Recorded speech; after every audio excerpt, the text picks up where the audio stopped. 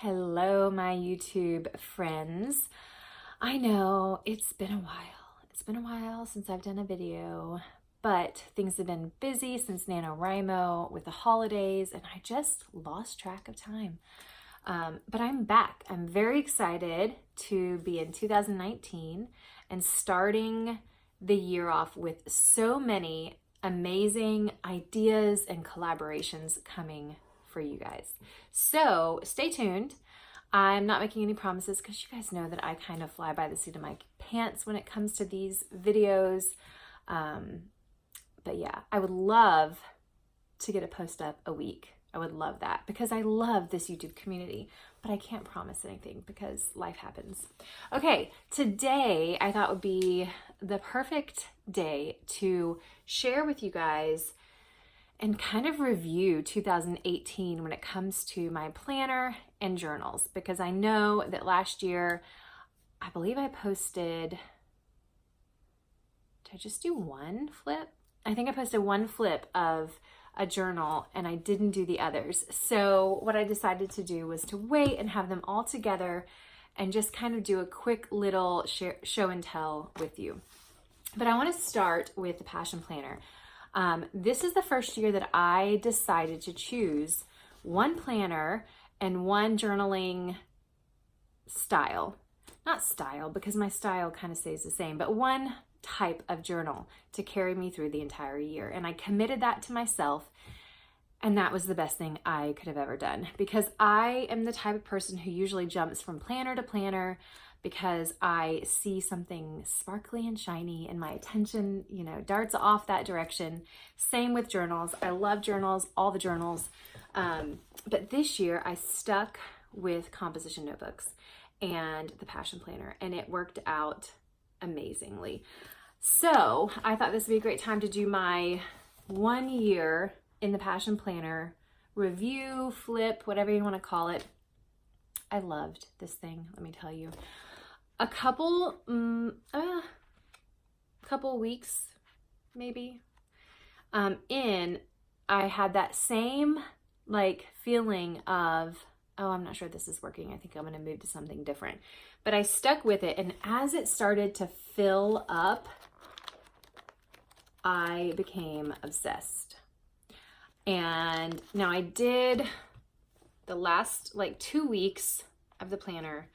I didn't do as much as I had in the past, but that's just because my Hobonichi came in and I immediately got obsessed with that. So up until winter, because you guys know that I tend to divide my year in seasons. So December is a part of the New Year season. So that's why December doesn't have a whole lot in it, but all of these other ones, you can see it's chock full.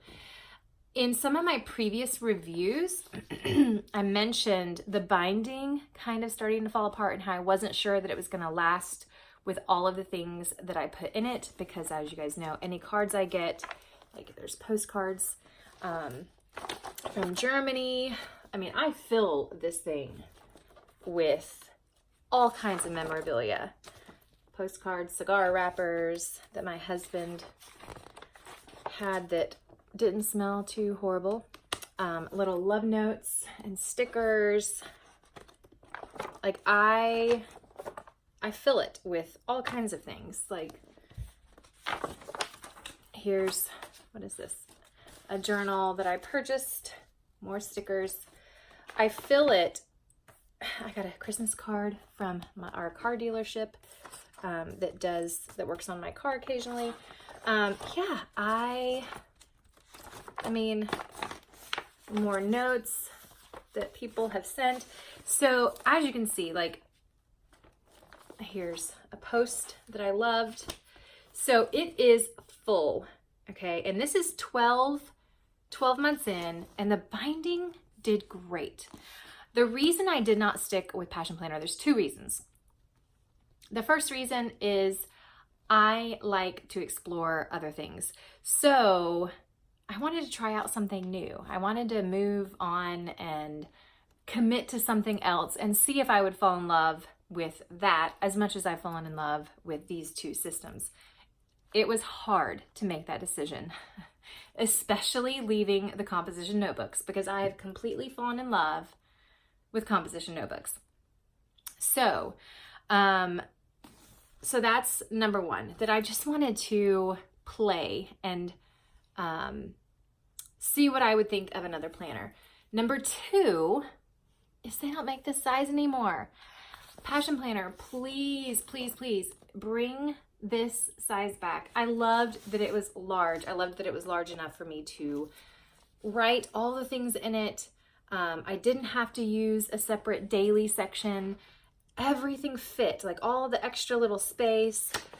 The new Passion Planner Pro, it's nice, and it's got the same space in regards to how they break things down, but it's smaller, and I just loved this size. And it went perfectly with my seasonal composition notebook, like sitting on top, because that's where I would start my day. I would journal, and then I'd move to the planner.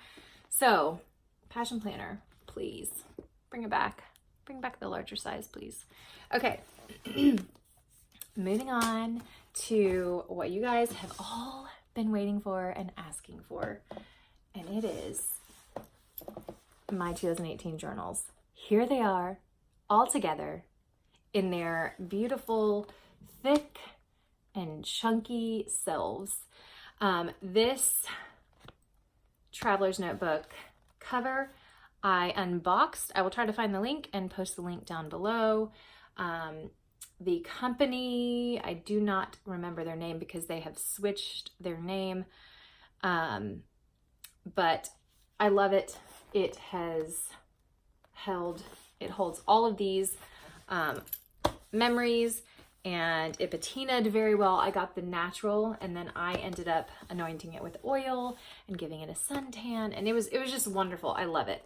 So I will open this and take you guys in. So this is holding all 4 of my composition notebooks from 2018. So this is winter, and you guys saw a flip through of that one.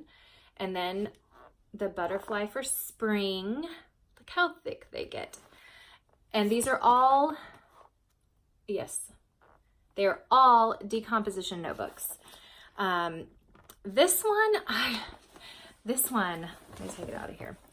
I had a hard time deciding what I wanted to use for summer. So my friend Cynthia made a composition notebook. She had this gorgeous painting on the front, but it's one of those things that was so nice that I have used it sparingly. I didn't want to use it for just a season. So I picked up another decomposition notebook. This one had surfboards all over the front of it, I believe. But I just wasn't feeling it. I don't know. What's funny is at the very tail end of summer, my son and husband started surfing. And I was like, because I'd already covered the front. But yes, so this was the surfer or surfboard one. I don't know the actual name, but they're all Michael Rogers. And then the fall decomposition notebook that I chose was that beauty. And this is, what is this one called? Usually they have the name somewhere. Let's see here. Redwood Creek. That's the Redwood Creek. Now, you can find these decomposition notebooks at your local Target. Ours has widened their selection, so now we actually have a lot of different designs.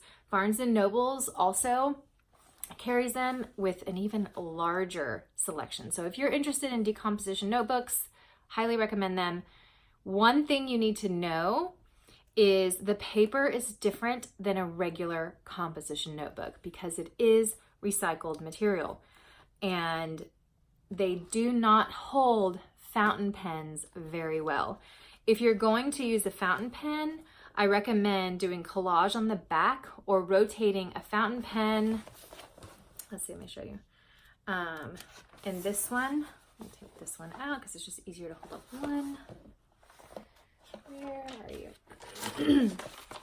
In this composition notebook, I rotated see. The ghosting is really bad if you don't rotate. So like on this page, I used one pen and then I used a different color on the other page, but you can still see the ghosting. Sometimes I don't mind the ghosting, but it's really bad in the decomposition notebooks. So just keep that in mind. If you are a fountain penner and are looking for something that will hold your ink, you may want to steer clear of decomposition notebooks because you'll get some major ghosting. And sometimes I even had bleed through. So keep that in mind. All right. So as you guys know, once again, I put stuff in here, but these are really just rambles every morning, just what I'm thinking, what I'm feeling. Occasionally I'll put in things from the day, little cards, but a lot of those ended up being moved to the Passion Planner. It's just whatever I felt. Like if I didn't want to put something on the Passion Planner, then I'd put it in here. But you can see it's just where I start my day, rambling, lots of personal stuff, but not like necessarily important personal stuff, just stuff, brain dumps. And yeah, so there you have it. My 2018 is complete. And yeah, I loved the system.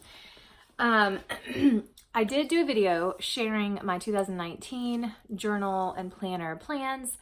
I am still very much in love with Hobonichi. I plan on doing a 3-month update, a 3-month review after I've been in it for a while, because I'm still kind of figuring out how to use it for myself.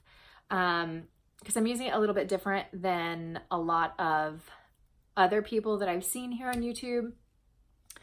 I am not using the weeks. That is something that I quickly realized was not my forte. And so that one's not happening. I've changed a few things. I'm using my Camel Traveler's Notebook, which, oh my goodness, I love it so much. The Midori Camel, it's like a new favorite. But I'm not using it in the way that I shared. I'm using it for a special project. And then I am journaling. I'm doing my morning journaling, but it's shifted. So that video is coming on basically what has replaced this. So that video will be coming soon, so you can look forward to that.